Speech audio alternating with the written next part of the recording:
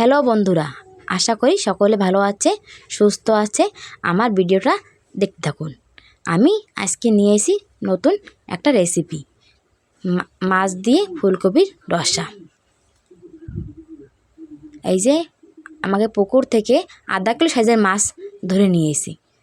ধরার পরে আমি সেই মাছটাকে কাটে ভালো মতন ধুয়ে এই যে রাখার পরে আমি হলদি লবণ লাগাইয়ে ভালো মতন 3-4 বার ধুইছি। একবার না, মাছ ধুলে মাছ ধুতে হয় 3 বার 4 বার ভালো মতন পরিষ্কার করতে হয়। পরিষ্কার করে আমি এই যে রেখে দিছি। রাখার পরে আমি হতে হলদি লবণ লাগাইয়ে আমি এখনে ভাজবো। কড়াইটা গরম হয়েছে, গরম হওয়ার পরে আমি তেল দিয়ে তেলটা গরম হওয়ার পরে মাছের পিস দিলাম। এক এক করে আমি সব আধা কিলো মাছ ভাজে নেব। এই যে ভালো মতন ভাজ দিছি, যে ভাজার জন্য ভালো হয়। একটু করক ভাজবো, তো হলদি লবণ ঝালের গুঁড়ো দিয়ে আমি ভাজলাম। আমার এখনে ভাজা হয়ে গেছে। এই যে পুরো মাছ ভাজে রাখছি। এই যে আমার পুরো মাছ ভাজা হয়ে গেছে। আদু টমেটো দিয়ে আমরা মাছের রসা করবো। সেই জন্য আমি পরে একটু জল নিয়েছি, ফুলকপি কাটবো তাই জল নিয়েছি। সের মধ্যে দিয়েছি একটু লবণ, সের মধ্যে দিয়েছি আমি একটু হলদি দিয়ে জলটা রাখিয়ে দিছি। মিক্স করে নিচ্ছি।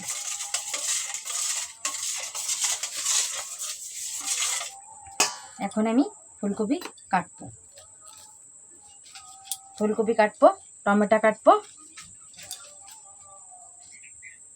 এই যে ফুলকপিটা কাটবো, দেখো কি সুন্দর ফুলকপি, তাজা ফুলকপি কালকে বাজারতে নিয়ে এসে। এখন এটা কাটবো, আর 3টে টমেটো কাটবো। আর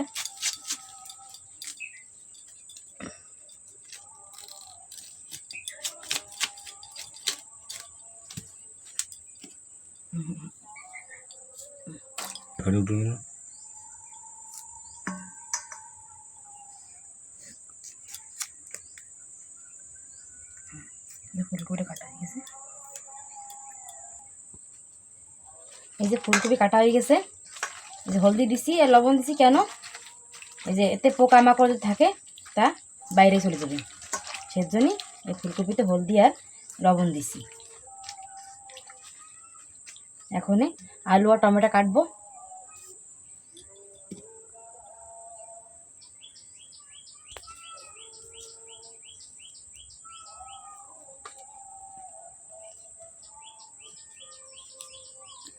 আলু কাটছি, মাছ দিয়ে রান্না করবো, ফুলকপি দিয়ে রান্না করবো, এই জন্যই একটু বড় সাইজ দিয়ে কাটছি। বড় সাইজ না, ছোট না বড়, মিডিয়াম সাইজে কাটছি।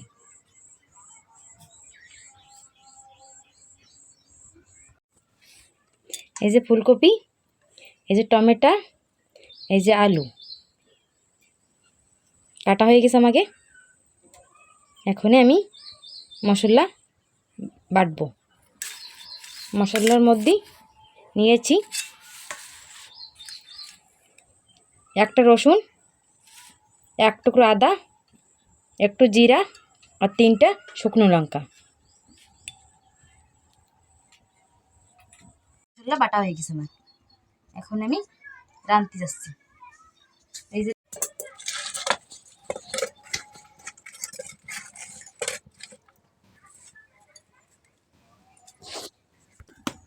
তেলটা গরম হওয়ার পরে জিরে দেবো।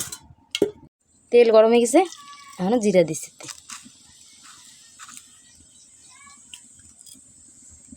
দিয়ে দিলাম আলু।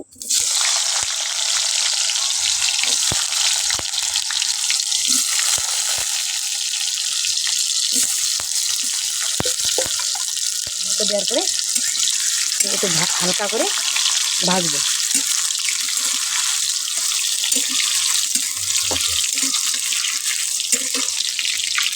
আলুটা একটু হালকা ভাজা হয়ে গেছে। এখন দিয়ে দিলাম আমরা মশলা, বাটা মশলা।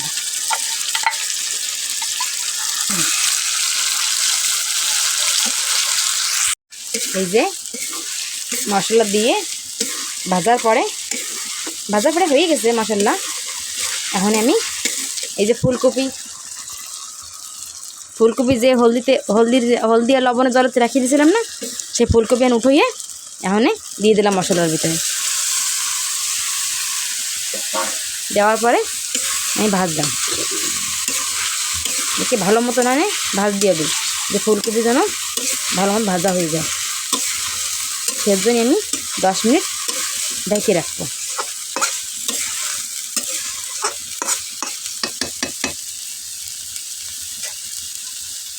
আমি 10 মিনিটের জন্যই ঢেকে রাখলাম।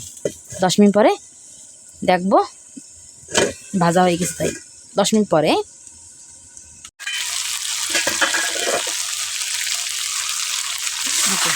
ফুলকপি ভাজা হয়ে গেছে। এখন এতে আমি দুটো টমেটো কাটছিলাম না, তাই দিয়ে দিচ্ছি।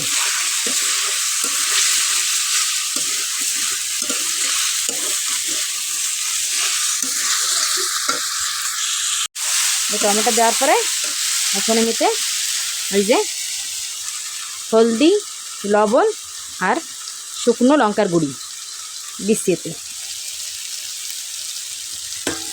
আপনারা লবণ আপনাদের স্বাদ মতন দেবেন।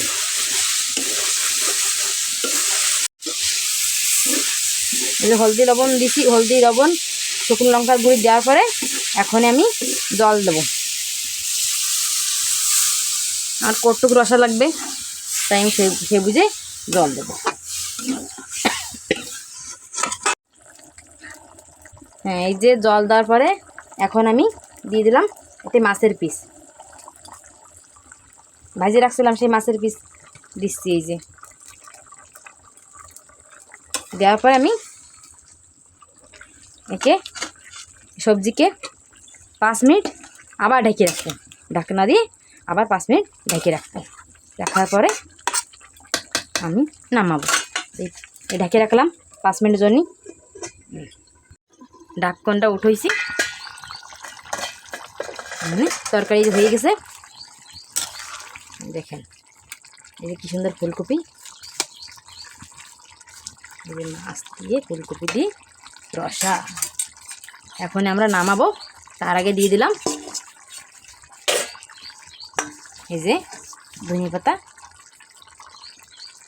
দিয়ে দিলাম ধনিয়া পাতা নামানোর একটু আগে দিয়ে আমরা নামাবো। এই যে নামাচ্ছি, হয়ে গেছে তরকারি, নামাচ্ছি। কেমন হয়েছে আপনারা কমেন্ট করে জানাবেন। আর ভিডিওটা যদি ভালো লাগে লাইক অ্যান্ড সাবস্ক্রাইব অবশ্য করবেন। আগামী দিন দেখা হবে নতুন একটা রেসিপির সঙ্গে। বাই।